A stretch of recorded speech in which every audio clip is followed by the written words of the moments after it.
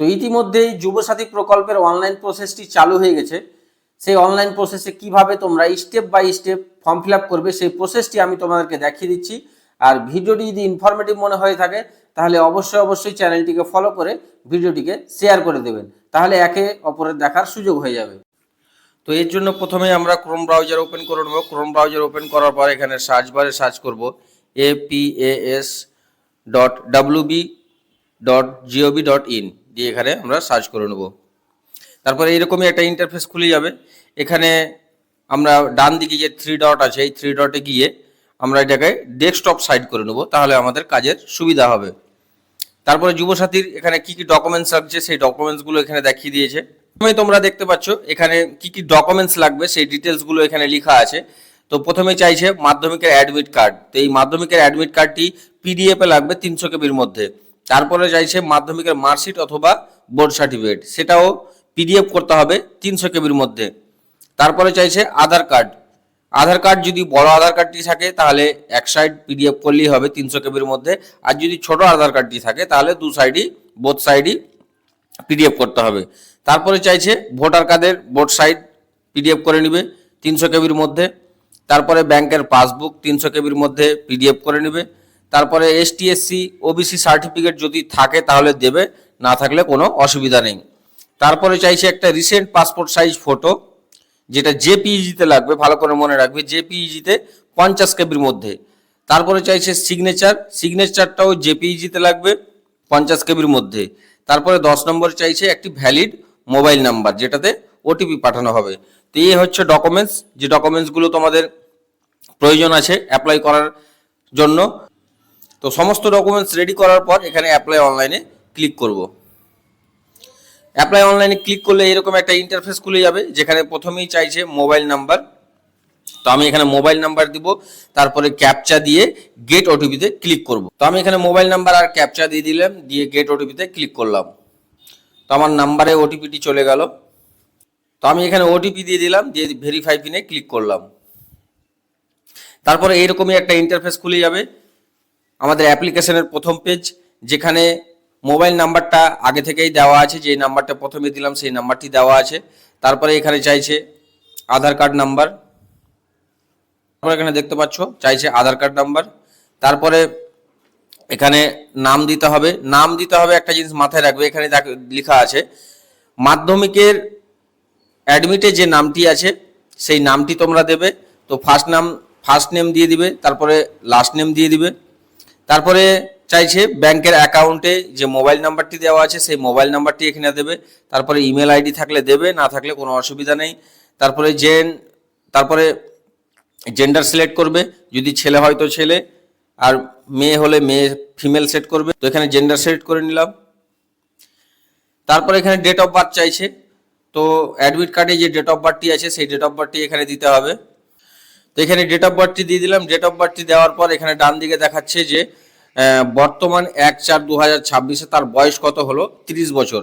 তো এই বয়সটা এই কারণে দেখাচ্ছে যে নিচেই লেখা আছে, দেখতে পাচ্ছ যে 21 থেকে 40 বছরের মধ্যে হতে হবে। তারপরে এখানে চাইছে বাবার নামটা দিয়ে দিবে, মায়ের নাম, আর এখানে স্পাউস নেম। যদি মেয়েরা থাকে তাহলে স্বামীর নাম দেবে, যদি ছেলেরা থাকে তাহলে স্ত্রীর নাম দেবে, যদি থাকে, না থাকলে কোনো অসুবিধা নেই। তারপরে ক্যাটাগরি চাইছে এসটি/এসসি ওবিসি, সেই ক্যাটাগরিটি সিলেক্ট করতে হবে। তারপরে এখানে চাইছে ম্যারিটাল স্ট্যাটাস, ম্যারিড না আনম্যারিড সেই জিনিসটা দিতে হবে। এখানে যদি বিয়ে হয়ে থাকে তাহলে ম্যারিড দিবে, যদি বিয়ে না হয়ে থাকে তাহলে আনম্যারিড দিবে, বা যারা হয়তো বিধবা আছে তাদের উইডো দিবে, ইত্যাদি জিনিসগুলো এখানে আছে। তারপরে এখানে দেখাচ্ছে কন্ট্যাক্ট ডিটেলস কি কি আছে, হাউস নাম্বার আছে, তারপরে আছে গ্রামের নাম দিবে, পোস্ট অফিস দিবে, ডিস্ট্রিক্ট দিবে। এগুলো তোমাদের সবই জানা, এগুলো তোমরা নিজেরাই করতে পারবে। পুলিশ স্টেশন, তারপরে অঞ্চল, তারপরে পিনকোড। তারপরে এই জিনিসটা লক্ষ্য করবে তোমরা, এখানে মাধ্যমিকের ডিটেলস চাইছে, অর্থাৎ মাধ্যমিকে তোমরা কোন বোর্ড থেকে মাধ্যমিক পাস করেছো সেই বোর্ডটা দিবে। ওয়েস্ট বেঙ্গল বোর্ড যদি হয় তাহলে West Bengal board of secondary education select করবে। যদি মাদ্রাসা বোর্ড হয় তাহলে West Bengal board of Madrasa education বা সিবিএসসি, যার যেটা আছে সে সিলেক্ট করবে। তারপরে রোল নাম্বার চাইছে, তো অ্যাডমিট কার্ডে তোমরা রোল নাম্বারটা পেয়ে যাবে, রোলটা দিবে, নাম্বারটা দিবে, আর কোন সালে পাস করেছো সেই সালটা এখানে দিতে হবে। তারপরে এখানে চাইছে এডুকেশনাল কোয়ালিফিকেশন হাইয়েস্ট, অর্থাৎ তোমরা যতদূর অবধি পড়াশোনা করেছো সেই ডিগ্রিটা এখানে দিতে হবে। যদি কেউ এইচএস করে থাকো তাহলে এইচএস লিখবে, যদি কেউ বিএ কমপ্লিট করে থাকো তাহলে বিএ লিখবে, যদি এমএ করে থাকো তাহলে এমএ লিখবে, যে যতদূর করেছো সে ততদূর অবধি লিখবে। কেউ যদি মাধ্যমিক পাস করে থাকো তাহলে শুধু মাধ্যমিকই এখানে লিখতে হবে। তারপরে এখানে চাইছে খুব ইম্পর্ট্যান্ট একটা জিনিস, প্রেজেন্ট অকুপেশন, বর্তমানে তুমি কি করো সেই জিনিসটা এখানে দিতে হবে। তো যেহেতু বর্তমানে আমরা কোনো কাজ করি না সেহেতু এখানে আনএমপ্লয় লিখবে। তারপরের স্টেপে চাইছে ব্যাংক নেম, ব্রাঞ্চ নেম, ব্যাংকের অ্যাকাউন্ট নাম্বার আর আইএফএসসি কোড। তো যার যে ব্যাংক আছে সেই ব্যাংকের নামটা এখানে দিয়ে দিবে, তারপরে কোন ব্রাঞ্চ আছে ব্যাংকের বইয়ে তোমরা ব্রাঞ্চটা পেয়ে যাবে, তারপরে ব্যাংক অ্যাকাউন্ট নাম্বার দিবে, আইএফএসসি কোড দিবে। তারপরে সব নিচে যেটা দেখাচ্ছে যে তোমাদের পরিবারে কোনো সরকারি স্কিম পেয়েছো কিনা সেই জিনিসটা এখানে ইয়েস নো করতে বলেছে, তো এখানে নো করে দিবে। নো করে সেভ বেসিক ডিটেলসে ক্লিক করবে। তো আমি এখানে সমস্ত কিছু ফিল আপ করে নিলাম, ফিল আপ করে সেভ বেসিক ডিটেলসে ক্লিক করব। তো সেভ বেসিক ডিটেলসে আমি ক্লিক করে দিলাম। তারপরে সেকেন্ড পেজ খুলে যাবে। সেকেন্ড পেজে এরকম একটা ইন্টারফেস দেখাচ্ছে।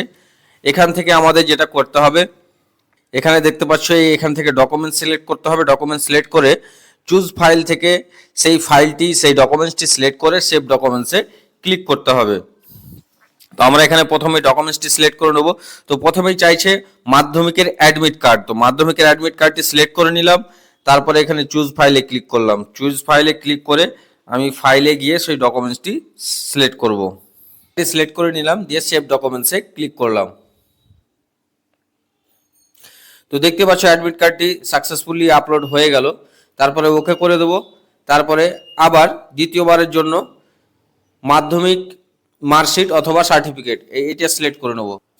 তো সমস্ত ডকুমেন্টস আপলোড হয়ে যাওয়ার পর রেডি টু সাবমিটে ক্লিক করতে হবে। তো রেডি টু সাবমিটে ক্লিক করে দিলাম। তারপরে এখানে সেলফ ডিক্লারেশন, এই সেলফ ডিক্লারেশনে টিক করতে হবে। সেলফ ডিক্লারেশনে টিক করার পর ফাইনাল সাবমিটে ক্লিক করতে হবে। তো ফাইনাল সাবমিটে আমি ক্লিক করে দিলাম, দিয়ে ওকে করে দিলাম।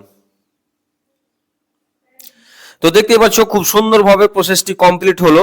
Your application form has been submitted successfully, your application ID is এত। তো অ্যাপ্লিকেশন নম্বর দিয়ে দিয়েছে, আমরা চাইলে এটি স্ক্রিনশট করে নিতে পারবো। স্ক্রিনশট করে অথবা অ্যাপ্লিকেশন ফর্ম, এই অ্যাপ্লিকেশন ফর্মে ক্লিক করব। অ্যাপ্লিকেশন ফর্মে ক্লিক করলেই এই ফর্মটি ওপেন হয়ে যাবে। এই ফর্মটিকে আমরা প্রিন্ট আউট করে রেখে দেবো ফিউচার রেফারেন্সের জন্য। তো ধন্যবাদ। এইভাবেই তোমরা নিজের মোবাইল থেকে একদম খুব সহজেই নিজের মোবাইল থেকে তোমরা যুবসাথী প্রকল্পের এই ফর্মটি ফিল আপ করতে পারবে। তো ভিডিওটি যদি ইনফরমেটিভ মনে হয়ে থাকে তাহলে অবশ্যই চ্যানেলটিকে ফলো করে ভিডিওটিকে শেয়ার করে দেবেন। ধন্যবাদ।